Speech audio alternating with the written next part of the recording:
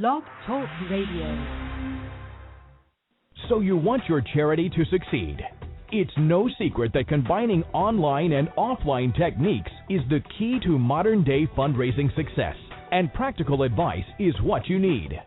The Nonprofit Coach with Ted Hart is the perfect place to learn from experts around the world who, along with our host, provide advice you can use.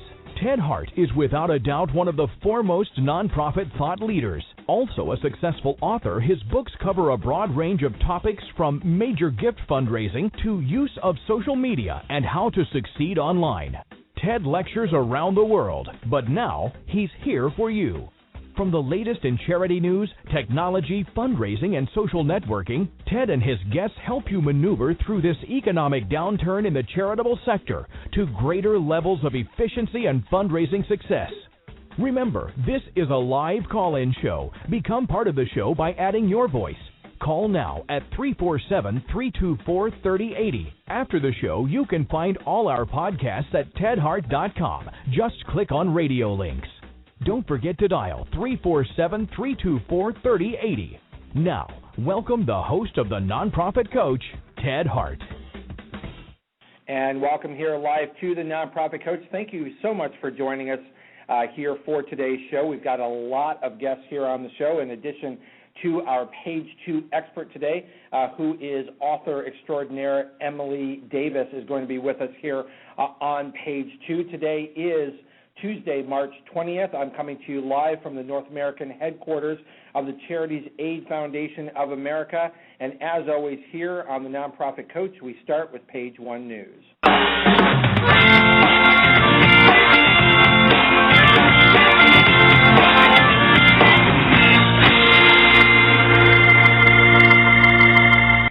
Now, as the announcer said, when we get to Page 2, you can call in. We encourage you to do so, to call in and ask questions of our Page 2 expert. That number, again, is 347-324-3080. You often can also join me over in the chat room, although we are having trouble launching the chat room today. If you're in the chat room, I cannot see any of your posts today, so best to reach me if you have a question that you would like to send in rather than calling in is to email me at tedhart@tedhart.com. You can follow along in the Page 1 News radio links over at tedhart.com. Click on radio links, and you'll have all of the radio links, not only for today, but the very best links from all of the Nonprofit Coach radio shows. First up here is a little bit of a blast from the past. Many of you may remember Net Zero from days gone by. Well, Net Zero is back, and they are launching a free wireless broadband service.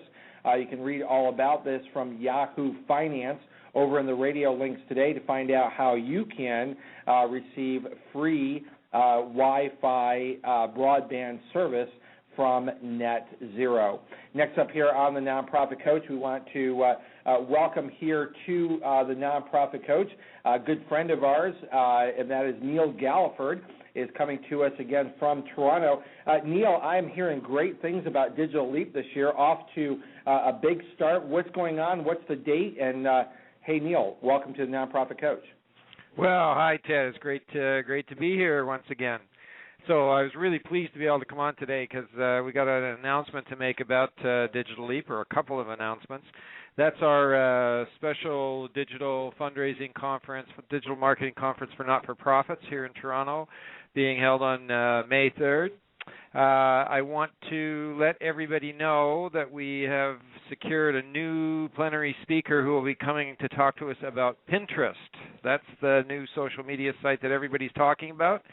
And Margarita Ibbott will be here to talk to our attendees about Pinterest at Digital Leap this year.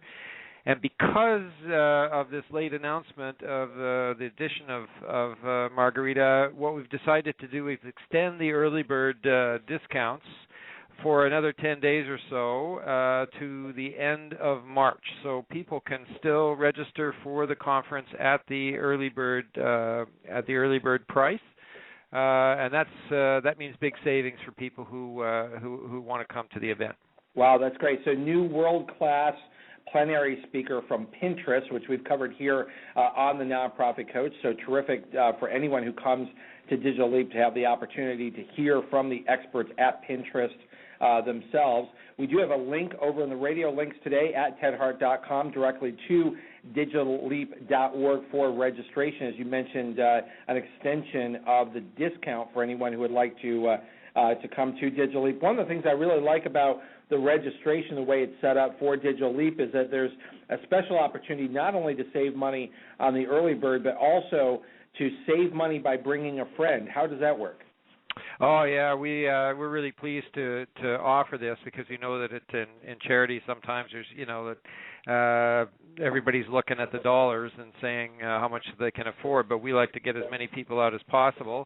We know that the attendees often will bring a friend or a colleague from their offices. Sometimes they even bring volunteers, board members, that kind of thing, to let them know about it. So the double ticket is a further discount. The early bird individual ticket price until the end of March will be $149.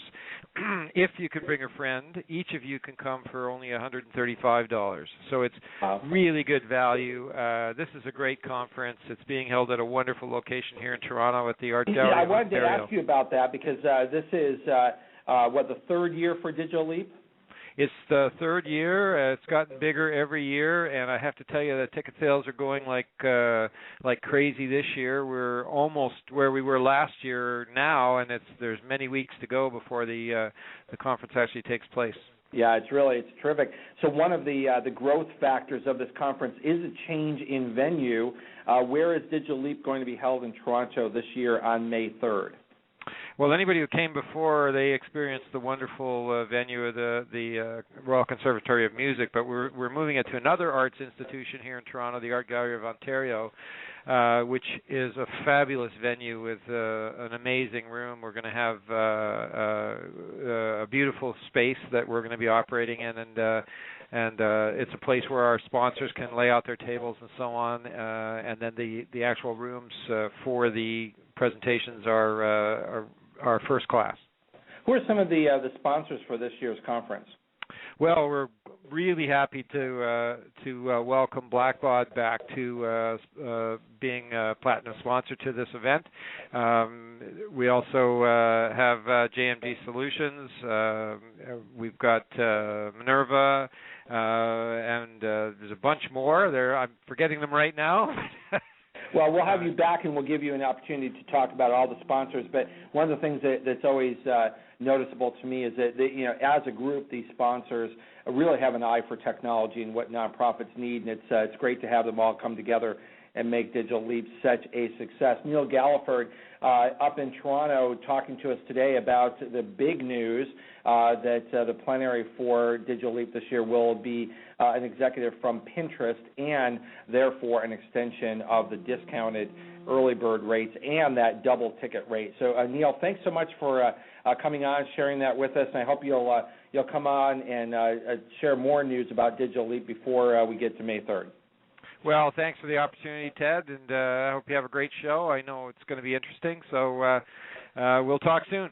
Well, we can't fail in having a great show when we've got Emily Davis as our Page 2 expert, so I'm going to get going so we can get closer to Page 2 today. Neil, thanks for joining us. Thanks for having me. Back here on Page 1 News, I want to draw your attention to an article that you may have caught this week over at Investment News. One of the hottest topics on the Internet right now, and has been for the last couple of weeks, of course, is Kony 2012 video. The Kony 2012 video seeks to draw attention from the Invisible Children's Group to highlight the atrocities against Ugandan children by rebel leader Joseph Kony. This draws into, of course, pulls at the heartstrings. Everyone feels for these children. Certainly I do as well. But what it always does is draws attention to the need to give wisely and the need and desire for donors to have the opportunity to give to vetted organizations to give safely, and particularly in the international sphere, this becomes even more difficult to know that your money is going where you intend it to go. So over in the radio links today, you'll get a chance to read for yourself this terrific article that talks about the scrutiny that is necessary for contributions that myself and other philanthropic advisors are sharing with the investment news readers. Here today, one of the pleasures I have, my listeners who have been with me for a while know that I've recently become the CEO of the Charities Aid Foundation of America. One of the things that really drew me here is the importance of international giving and the importance of growing these services. One of the personal pleasures that I've had in getting started here as CEO is getting a chance to get to know the staff and the systems here that have been built and developed for 20 years here at the Charities Aid Foundation of America, also known as CAF America. Kwame Johnson is joining us here on the show. He's a senior manager, grants and donor relations, is an expert in international giving and vetting charities. This is a hot topic, Kwame, this CONY 2012 and giving safely. Yes, thank you, Mr. Ted Hart. Just for context, the Charities Aid Foundation of America, here we enable U.S. donors to give safely, knowledgeably, and securely overseas, and we offer them international grant-making and advisory services. We work with over 2,500 charities in over 75 countries and make over 1,900 grants on an annual basis. As it relates to the CONY video, as you mentioned, Mr. Ted Hart, charity vetting is key to what we do. Prior to any organization receiving a grant, they must go through our charity vetting process, which is very rigorous. Our process combines both equivalency review and tests of expenditure responsibility to ensure safe grant making. We comply with all U.S. laws, including the Patriot Act, Executive Order, the Pension Protection Act, Sarbanes-Oxley Act, and the U.S. Treasury Department guidelines for international grant making. Now, Kwame, one of the things that really impressed me about this process is how rigorous this process is to ensure the safety of giving internationally. There are more than 50 steps to the vetting process. How many charities are vetted on an annual basis? We vet over 500 charities on an annual basis. Our list of charities has grown to over 2,500.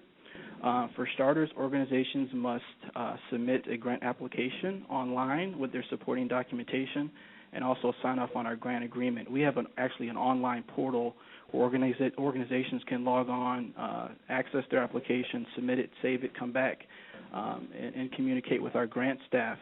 As a part of our grant agreement, the organizations must agree to comply with our terms and conditions of eligibility, to include U.S. law, use of grants, and financial and program reporting. Once we receive a complete application, there's 3 internal reviews that they go through, which includes over 50 steps, as you mentioned. A part of our review is to verify first that the grant will be used for charitable purpose. We examine the governing documents to understand better how the organization is structured, how their board is structured. We look for a dissolution provision, which will outline what will happen to funds if the charity is dissolved. We require that funds be dedicated to a charitable purpose if that happens. We do an independent verification of their mission statement by visiting their website, looking at their annual reports, becoming more familiar with their programs in general. And Kwame, the way that charities come to us, as I've learned, is that donors may have a charity in mind. They may have a topic area, and we'll help them find charities that would meet the criteria, or a charity can ask to be vetted, to be added to that list. And however they come and they go through that very rigorous 50-plus step process, how long can they stay on the vetted list? Depends where their country of origin is. For charities located in Australia, Canada, the U.S., and the United Kingdom, their eligibility period is for 3 years. In any other country, it's for 2 years. And we also consider the risk level of each charity that we're granting to, and that goes in hand with their eligibility term. But part of the services that are provided to corporations, foundations, and high net worth individuals is to give them that risk assessment, to walk them through that process, to help them make that philanthropic gift. But I got to tell you, Kwame, one of the things that particularly impressed me as I got started here is that vetting process doesn't just stop at the gift, that in fact board members are continuously monitored for any activity that may disqualify the charity on after the grant is made. Tell us a little bit about why that's done and how that's done. Yes, on a weekly basis, we scan our entire database of organizations to include their board of directors, key staff in the organization through a service we use called WorldChecks, and also Bridger, which scans over 250 databases and watch lists to confirm there's no association with fraud, anti-money laundering, and criminal activities. And we do that on an ongoing basis. We also conduct site visits throughout the year for select organizations. So, as you mentioned, it does not stop. Our vetting process does not stop with the application and their initial review. We do continuing checks throughout the year. Well, Kwame Johnson, Senior Manager, Grants and Donor Relations at the Charities Aid Foundation of America, thank you for joining us today and enlightening us on services that are available in light of CONY 2012 or any other philanthropic effort that foundations, corporations, high net worth individuals, and charities who would like to transact philanthropic business. There is a safer way to do that. There is a process through which they can understand the risks that they may be giving internationally. So thank you for joining us here today and giving us a little bit of insight into that process. Thank you. All right. Back here on page 1 news is a big announcement coming out of a very important organization who have been guests here on the Nonprofit Coach. In the past, we have had a long association with the Committee Encouraging Corporate Philanthropy. One of the things that are underway right now, and there is a comment period that you can provide feedback to the new Global Corporate Giving Initiative. This is an opportunity to launch international valuation guidelines. Welcome here to the Nonprofit Coach, Carmen Perez from the CECP to tell us all about why is this being done and what's the comment period for. Welcome here to the Nonprofit Coach, Carmen Perez. Thank you so much, Ted. We're so happy to be here again from the Committee Encouraging Corporate Philanthropy on your show and reaching your audience, because you're right, we're just 1 week away from the deadline on our public comment period for our Global Corporate Giving Initiative. So CECP was founded back in 1999 to raise the level and quality of corporate giving, and one way that we do that is to bring business discipline to the corporate giving field. That manifests itself for CECP in a multitude of measurement tools for our corporate membership, an annual survey, benchmarking data, an online forum for sharing and using customized data requests to help companies better understand their programs and improve their domestic and international giving. So as you know so well, as CEO of Charities Aid Foundation here in the Americas, global giving, cross-border giving is an incredibly complex field. What this project is seeking to do is to take out one piece of that and bring a new level of discipline to it. That is the measurement area. This project is creating an international definition of what should count as a charitable contribution for corporations. What should they include when they're reporting to the public, when they say in their annual report that they've given $22 million internationally? What does that mean? So as you said, I mean, what are some of the variables that need to be standardized here? In other words, different companies count things in different ways, and this is, as I understand, an initiative to try to create a consensus around what is philanthropic and what gets counted. But what are some of the variables that are maybe not in place right now? Well, I think the major complexity that we see is that companies are creating definitions internally which are based off of domestic law. So if they're a U.S. headquartered company, they may be using only a U.S. definition of a 501c3.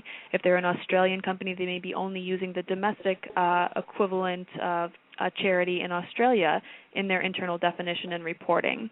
So what we're trying to do, based in some rigorous research done with assistance from Deloitte, is find consensus among all those domestic policies and standards and regulations and create this agreed-upon standard or system that all companies can use regardless of where they're giving, domestically or internationally. That's great. Over in the radio links today at tedhart.com, you can find a direct link to the Global Corporate Giving Initiative.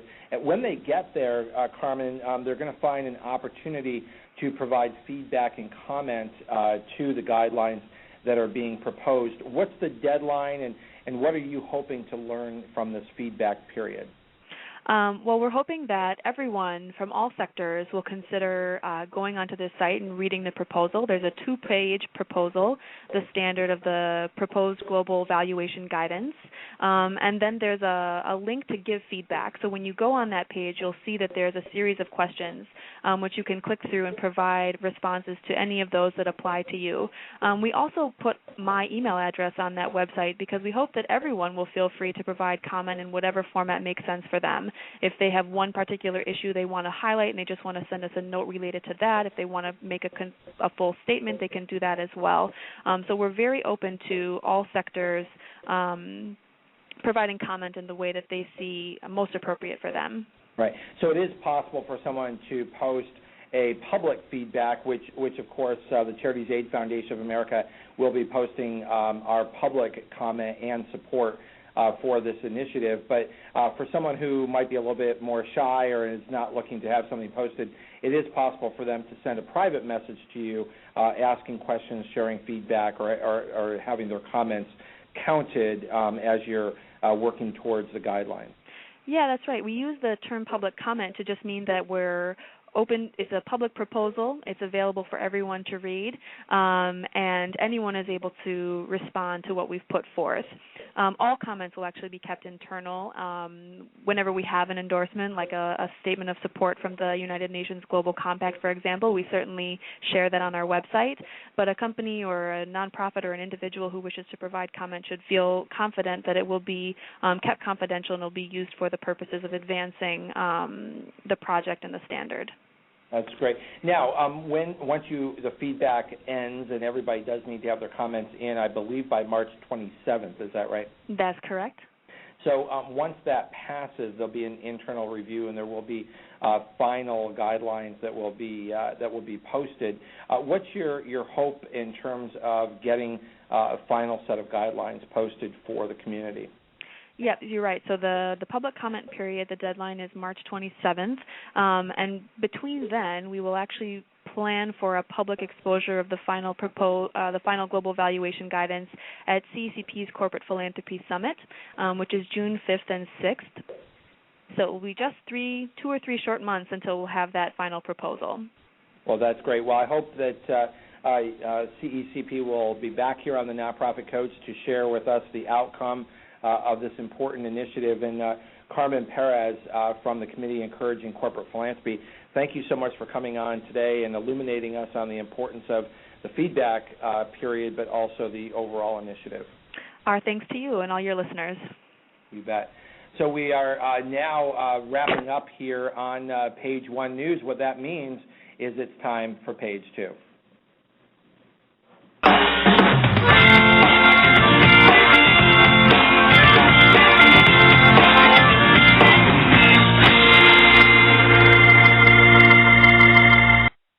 It is such a pleasure today for me to have the opportunity to welcome here to the Nonprofit Coach Emily Davis, who, in addition to all the other wonderful things that she does, she is the author of the Fundraising and the Next Generation book, Tools for Engaging the Next Generation of Philanthropists. As was mentioned on last week's show, this is not only a terrific text, but it's also an important part of the AFP Wiley book series, which means that today is officially the AFP Wiley Radio Show. Here, Emily Davis, for more than 15 years, Emily has been committed to the nonprofit sector as an employee, trainer, board member, philanthropist, and consultant. Emily's upbringing included a significant mix of philanthropic and nonprofit exposure, which is where her passion for nonprofit work started.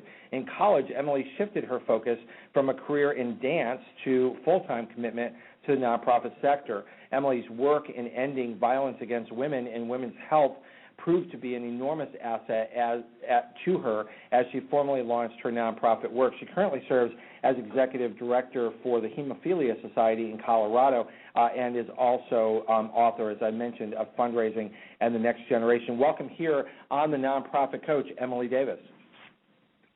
Hi, thanks for having me. I'm excited to be here.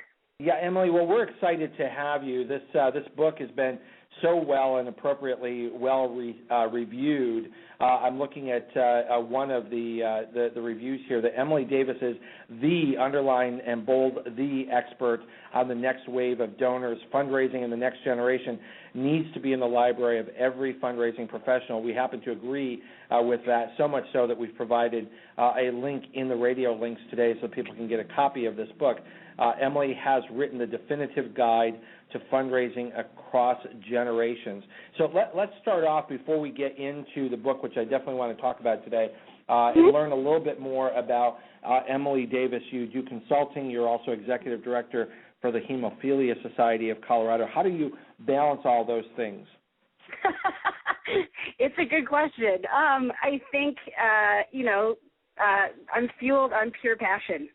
I find the nonprofit and philanthropic communities fascinating, and I'm definitely, I was one of those young people starting out volunteering in the nonprofit sector and just taking every opportunity I could to learn and grow and be innovative, and I think that took me continues to take me down a path where I just have a diversity of interests in nonprofit and philanthropic work. So I've had the opportunity to serve in a lot of different capacities.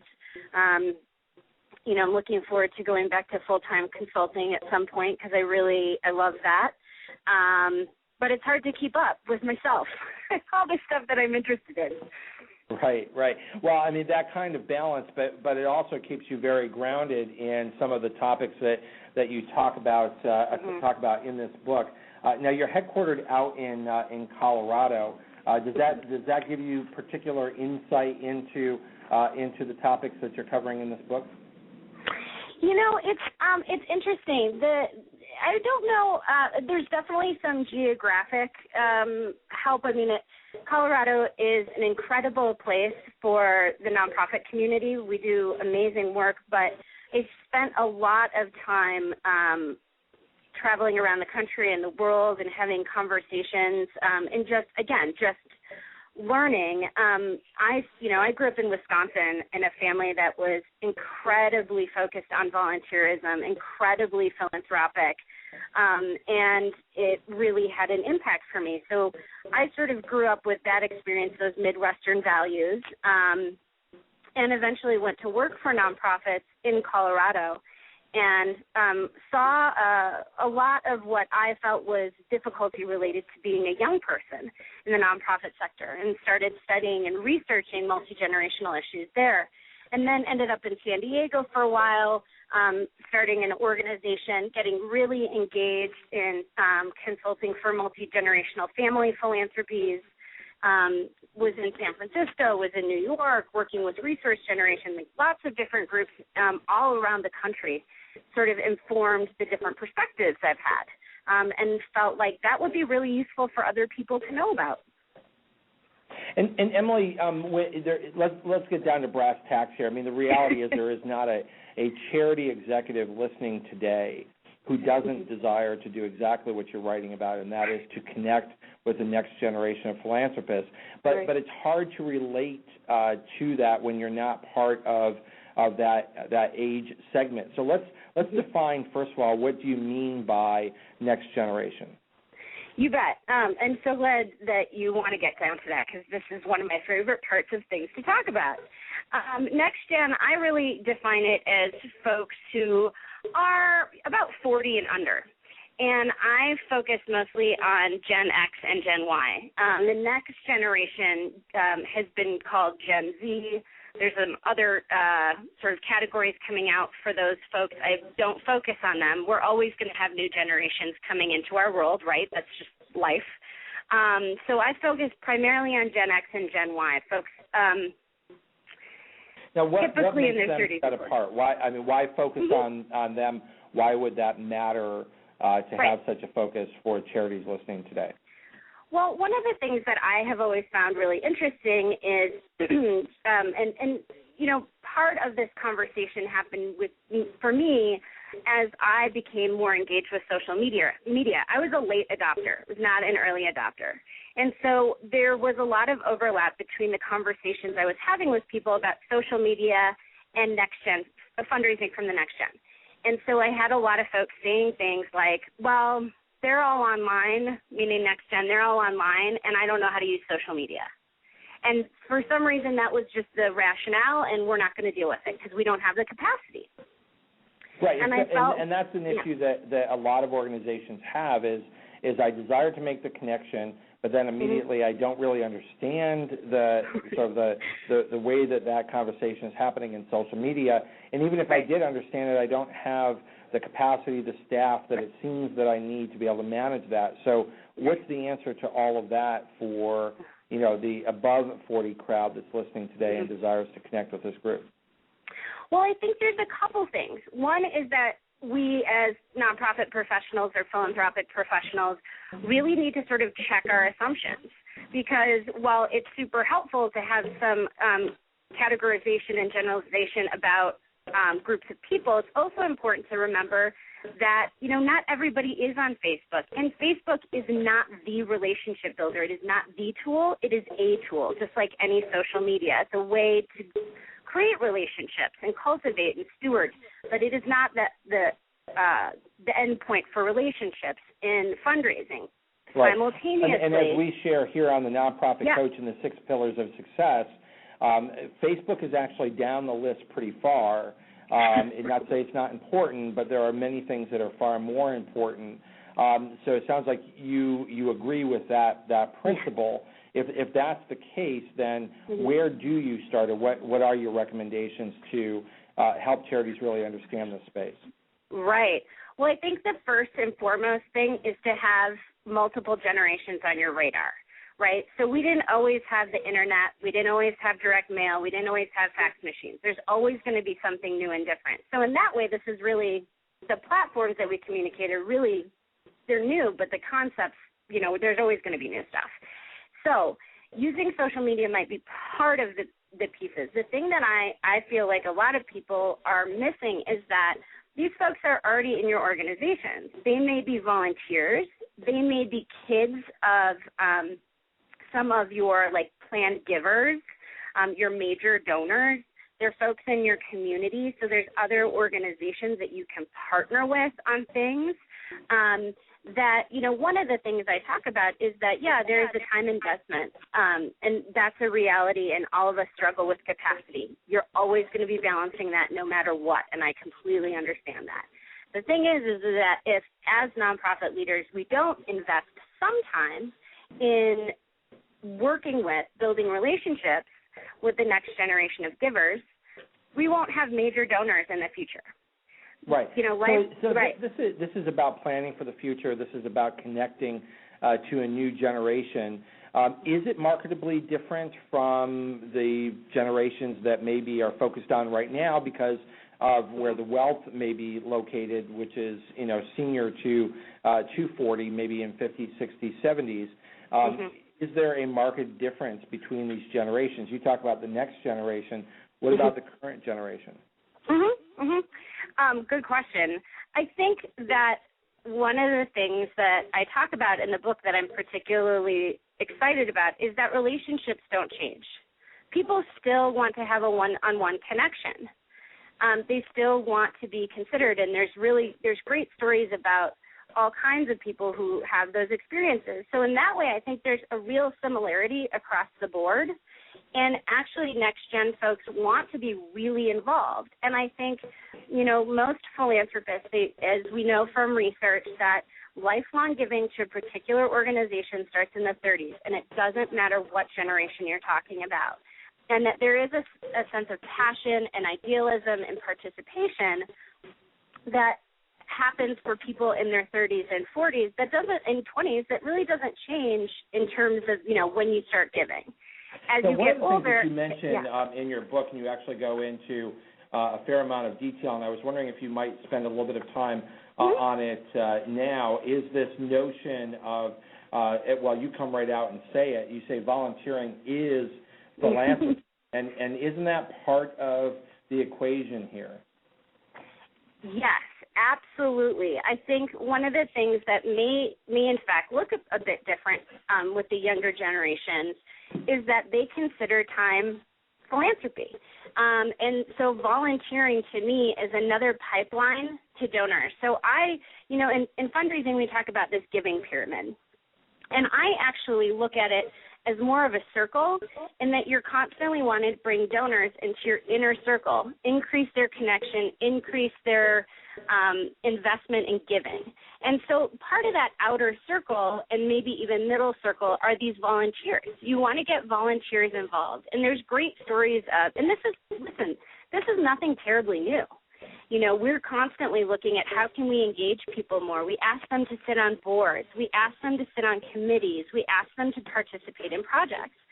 The next generation wants to be engaged in more than writing a check. And if they're engaged in more than writing a check, they are more likely to write that check, to make a gift. Let's talk more about that, because I'm not sure, and you kind of point this out, that there really is an understanding of that connection when you're trying to meet your budget goals, that there is a pathway, and that pathway for the next generation may be much more direct connection, even though we focus so much on social media.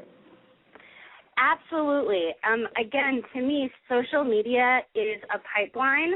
I feel like volunteerism is a pipeline, but if we're talking about building relationships and cultivating donations, volunteering is a great place to build those relationships. And I think, really like skilled volunteering, not just filing, which is important, don't get me wrong, but some skilled volunteering to give people an opportunity, whatever the age, to get to know your organization and really serve as an ambassador for your organization. I think the networking piece, both in person and online, that these generations have is really powerful. And if we as nonprofit leaders give those volunteers opportunities to be ambassadors for us by talking to them and taking, 5 more minutes than we thought we had, it can really pay off. And there's great examples of that. Isn't that partly where that connection for the next generation is, that volunteering is social, and social media is one of the ways that they volunteer. So understanding that connection, that it's not social media is the silver bullet. If I just get a Facebook page, I start raising money. Right. And just having a volunteer isn't the silver bullet.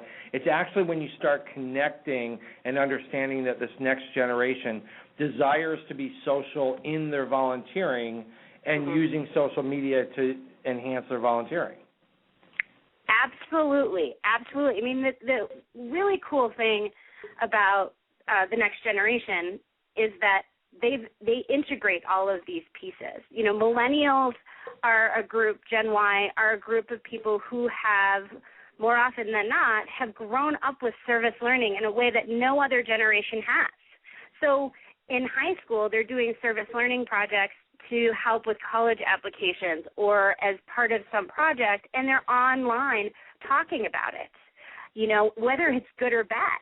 So as nonprofit leaders, we have a responsibility to try and make those experiences beneficial, because they could very easily come back to us later on. And I think a great example of that in the book is a story of a woman who, and I'll make it short, but she was volunteering for an organization for a number of years. And the more she volunteered, the more she saw the need. She started giving. Her donations started getting larger. She left the organization to move on to some other things. And the organization basically dropped her. They just stopped cultivating her. Well, what they didn't know is she'd put them in her will for an amount of money that was the entire size of their budget. And because they had just sort of written her off as being young, she felt like they had written her off because she was young and just didn't really cultivate her, she pulled that. She removed it from her will. And they never knew that they were in her will. They never knew that she had taken them out. But those are the kinds of things that we may not see as fundraising professionals. And it can be a loss without even knowing it. Because they failed to understand that connection that you talk about in your book. Emily, we're just going to take a quick little station break. We'll be right back. When we get back, I was wondering if you could speak more directly to this notion of social media and what my listeners are going to need to do in 2012 to start integrating these tools to make it possible to succeed with the next generation. We'll be right back. Great.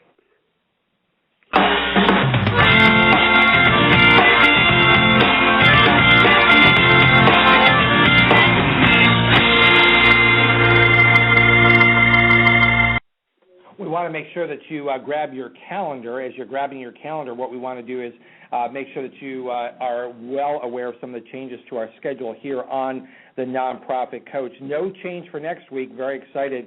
Author Sandy Rees, CFRE, will be here with us Tuesday, March 27th, 2012. Will be here with us. And then after that, will be no show on April 3rd. We'll all be up at the AFP International Conference in Vancouver. You will, of course, be able to access all of the archives of the Nonprofit Coach right at tedhart.com. Click on radio links. Now, after that, please mark your calendar because this is a change in date. Very, very exciting news coming about Tuesday, April 10th. Tuesday, April 10th is going to be the Big Earth Day show in partnership with Green Nonprofits. .org. Some more information will be coming on the Big Earth Day show. Following that is April 17th. Ken Berger, the president and CEO of Charity Navigator, will be here celebrating the 10th anniversary of Charity Navigator and talking about several of the changes that are taking place there. Mark your calendar, no show on April 24th. Your host's birthday is April 23rd, and there will be no show on April 24th. We will be back the week after that. So please mark your calendar. All of these, of course, are available over in the radio links. There's a link to the change in the schedule for you right there. With that, we're going to head right back to Emily Davis, the author of Fundraising and the Next Generation. Thanks.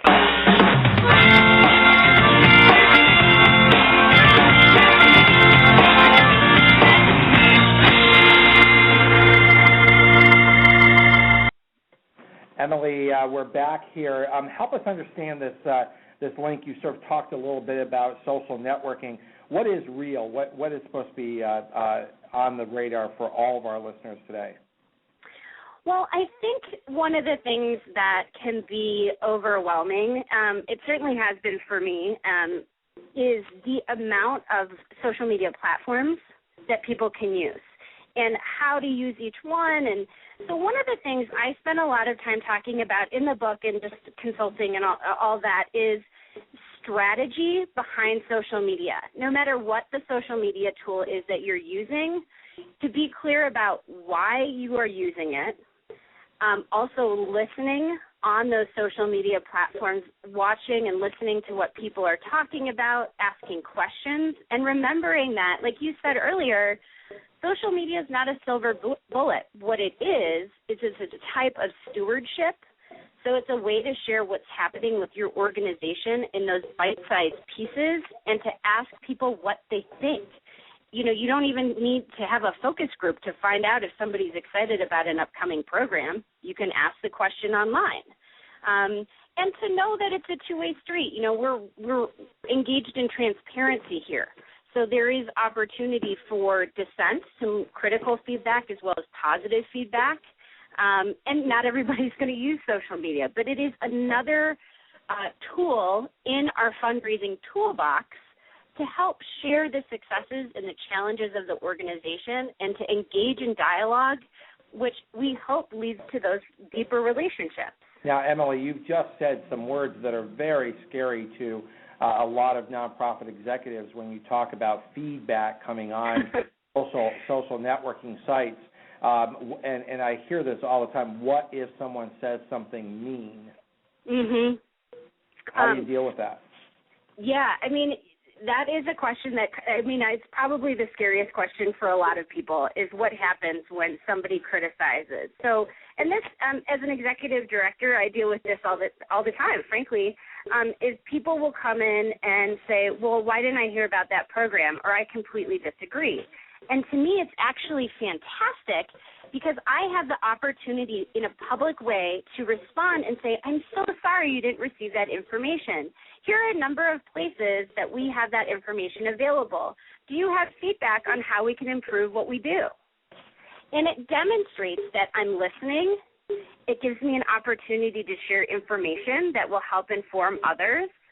And it shows that I care about what people think. Now, there is always going to be the fear that something wildly inappropriate is posted online, which is where you have social media policies, both internal and external. So an internal policy looks like what can your staff, volunteers, board members post and what can't they post. The external policy is you're not on staff at our organization, sort of where are the boundaries? And these things can be very simple, but at least you have a little bit of insurance if something gets out of hand. I have yet to see that happen. Maybe I've seen it once, and that's it in all the years I've been doing this. So I do think dissension is an opportunity to engage in dialogue and to come up with some creative solutions and to ask people to get involved. Now, in your book, you have really artfully provided worksheets, plans, and templates for folks to be able to use. What I'd like to do is we're just going to share a little piece of information here with everybody. When we come back in about 24 seconds, Emily, I just wanted to ask you to kind of walk through when people get a copy of your book, which we certainly think that they should. What are they going to find in those worksheets? We'll be right back. Okay. Remember, our podcasts and archives are always available 24 hours a day at tedhart.com. Click on Radio Links. If you're listening live today, the phone lines are open. Call in and ask a question by dialing 347-324-3080. Now, back to the Nonprofit Coach with Ted Hart. And Emily, before we get into the worksheets, plans, and templates that are available, we do have an email question from John in Tampa. I'm thinking he must have a copy of your book because he's asking about how is social media a plant? Yes. Okay, I'm so glad he asked. So the social media is a plant concept is sort of what you said earlier, Ted, about if you set up a Facebook page, you just can't expect a windfall of money. So social media is a plant in that, like a plant, if you don't water it, it dies. So social media, if you set up a Twitter handle or a Facebook page and don't do anything with it, nothing will happen. So you have to water your social media the same way you would a plant in order for it to grow. And having a social media plan, whether it's sophisticated or very simple, is really helpful in that sort of watering process. And that's all part about having your groups grow, right? That right. You start with those small seeds, yes. if you will, and then it grows from there. Yes, absolutely. I mean, I think I do this social media training series, and at the beginning of the training series, everyone in the class is always very scared, like, how am I going to do this? It's so overwhelming. And I remind them just of that point. We're going to start with the low-hanging fruit. We're going to start with very small seeds. You have to create a foundation, and you can work from there. But if you're planning your strategy and you're being thoughtful about it, you'll save a lot of time and energy in using social media. Now, I want to jump over because I don't want us to run out of time today. These terrific worksheets, plans, and templates that you have in here now. Now, two of them really draw attention and I think are so worthwhile for folks. The social media plan worksheet and the social media plan outline. Mm-hmm. Well, I would say first about that entire appendix is that I feel like as a nonprofit professional, it's really lovely to talk in theory about some of these things, and it's interesting, but at the end of the day, I need the tools to actually implement it, so help me out here. So this appendix is probably my favorite part of the book for that reason, and the social media plan and worksheet and outline, those were pieces that I felt like I had created, again, as a late adopter of social media, and I kept working with organizations and needing some platform to help me remember what are the pieces I need to cover in writing a social media plan. What are the questions I need to ask? So how do I take inventory to know where I am and where I need to go? And those pieces are just really simple pieces for people to answer some questions for themselves, figure out where they want to go without having to reinvent the wheel. It's social media, believe it or not, is not rocket science, but it's hard to know where to begin. Well, and so where is that low-hanging fruit, or what is your advice to help charities prioritize? Because I think, certainly anyone who's listening to the Nonprofit Coach knows that this is extremely important, not only now, but even more importantly for the future of the organization. But how do you get started? Where do you get started? And what is that low-hanging fruit? You bet. So a little bit of a disclaimer is that it is different for every organization because it depends on where your expertise, passion, and existing social media platforms are. To me, the best place to start is with listening and learning. So, for example, if your organization has a Facebook page, start to look at what other organizations are doing with their Facebook pages, especially if they're similar organizations. If you run a health group, look at what other health groups are doing and look at what you like and what you don't like about how they're posting, and then start to play around with it. One of the first things I always say in my trainings is start at home. Dive right in. You have to play around with it. And I know there's a great fear that, I'm going to make a mistake. Your mistakes are going to happen one way or another, and that's the way we learn. I have posted on the wrong Twitter feed before. Everyone at the end of the day lived, and it was completely fine. Right. I mean, you really can't break it. Right. There is a great forgiveness to social media, but you also have to lighten up a bit too. I mean, isn't there a sense that I have to be perfect all the time? And that sort of belies the notion of just being social as opposed to being promotional. Absolutely. And one of the things that I started doing for my company with blog posts was to put up a funny cartoon every once in a while just to lighten it up. And, I work with some of my colleagues who on their personal Facebook pages write some really funny stuff that I'm like, I appreciate being able to laugh. Give me a giggle every once in a while. All the work we do is really important, and it can be really heavy, and it's absolutely fine to throw in something light every once in a while. Throw in successes. Tell a great story. What would inspire you as a human, and share that with others. You're right. For some organizations, they're working to cure cancer, so they're using social media, but social media isn't the answer to major problems. Again, it's a tool to help us spread the word, learn, so on and so forth. Right, and that's really the key. Of course, we mentioned today that the Big Digital Leap Conference up in Toronto is going to have Pinterest as the keynote plenary speaker, and that's a terrific format to use. What you're talking about, where artwork, cartoons, photos become the posted content. So that all lies into the whole social media. That's not just one platform. It's not just Facebook. That's right. And I think, again, listening and learning, the nice thing is there's so many organizations who are online, who are doing innovative things. We all steal, borrow from each other in terms of the strategy. I think the bottom line for me is that you have a foundation and that you have a strategy and can put in measurement tools that you can evaluate And again, it sounds scary, and it's actually really simple, which is nice. I mean, we don't have to. The nice thing about social media is I would much rather take 10 minutes a day updating my Facebook page or Twitter rather than stamping and labeling a direct mail piece. I would be happy to trade that any day of the week. and those truly are options that, in terms of use of your time, do need to be considered by charitable organizations.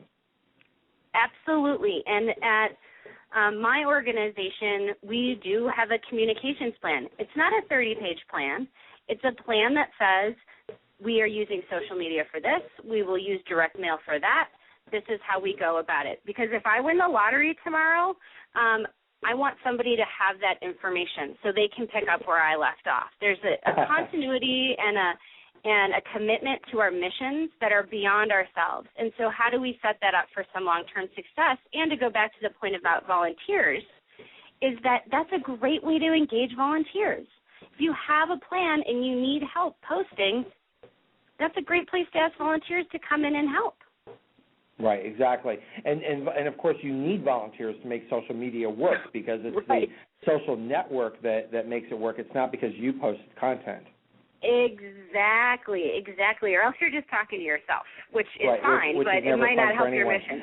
Listen, Emily, I want to just share with you and with the audience today an exciting new feature that's going to actually be starting here on the Nonprofit Coach starting next month on April 10th. We're going to have Eva Eldridge, who was a guest here on the Nonprofit Coach, is the brand new president and CEO as CFRE International, CFRE.org. And we are now going to have once a month, we're going to have Eva on with the CFRE Minute to help folks understand the importance of certification, drawing attention to that platform and for that initiative in our sector. So I wanted to share that with you and also share that with our listeners that will be coming up in less than a month. That's great. So back here it's amazing how fast time goes. We're almost out of time here on the show. Fundraising and the next generation. It really is about engagement, as you point out through this book, that there really is not just what list do I rent, how many emails do I send out, what is sort of the mechanics of connecting, that this is really the epitome of social fundraising, that it really is the networking, using volunteering as philanthropy, connecting with folks through online communications. Now, you mentioned in here, and I just very quickly, because I don't want to miss the opportunity for folks to learn from you, understanding family philanthropy, where does that tie into the next generation?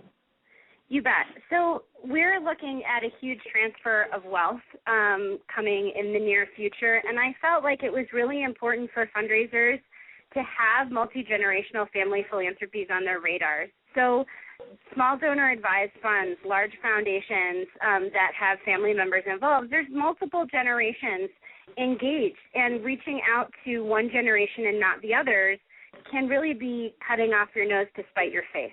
And so I think that understanding the inside perspective of philanthropy and multi-generational philanthropy will help us as fundraisers. I have certainly been on the inside of some of that, and it can be very difficult for younger generations who feel like they're invisible compared to their parents or grandparents. And it's a real opportunity for it's subtle, but it's a real opportunity for nonprofits to provide opportunities and dialogue with multiple generations and ask what people are interested in and how they like to get involved. I think there's great examples of how that can be done.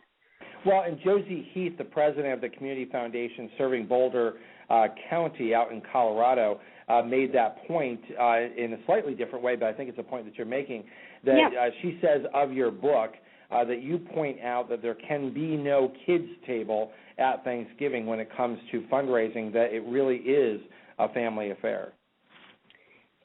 You know what? It's absolutely true. And I think one of the things that sometimes we do is that we don't think about diversity in terms of age, and we put younger generations at a kids' table in our head. And it's not malicious. I just think it happens. But we need to be more inclusive and thoughtful about all ages being engaged in our organizations where we are able to do so, because I think it helps us be seen as credible and caring organizations. Philanthropists want to know that they're important. They always will, no matter what their age. And all that is wrapped up in this terrific new AFP Wiley book. AFP's series has Fundraising in the Next Generation, Tools for Engaging the Next Generation of Philanthropists. Emily Davis, thank you for being my guest here today on The Nonprofit Coach. It was my pleasure. Thank you so much for having me. You've been listening to the Nonprofit Coach Radio Show with Ted Hart. Tell all your friends to check out our production schedule and download our iPod and iPad-friendly podcast at tedhart.com. Thanks for listening to the Nonprofit Coach. Hola mi gente, Rosalind Sanchez here from He Said, Ella Dijo. And although I like drama in my telenovelas, when it comes to real life, I prefer a drama-free casa. Thanks to Fabuloso. Its remarkable lavender scent lingers like a longing glance. And with 2 times more active ingredients to take the drama out of any mess, you'll be shouting, gracias. Fabuloso's 2 times concentrated formula provides 2 times more active cleaning ingredients versus non-concentrated Fabuloso Original. Use as directed. Hey, it is Ryan Seacrest. There's something so thrilling about playing Chumba Casino. Maybe it's the simple reminder that with a little luck, anything is possible. ChumbaCasino.com has hundreds of social casino-style games to choose from with new game releases each week. Play for free anytime, anywhere, for your chance to redeem some serious prizes. Join me in the fun. Sign up now at ChumbaCasino.com. Sponsored by Chumba Casino. No purchase necessary. VGW Group. Void where prohibited by law. 18 plus. Terms and conditions apply.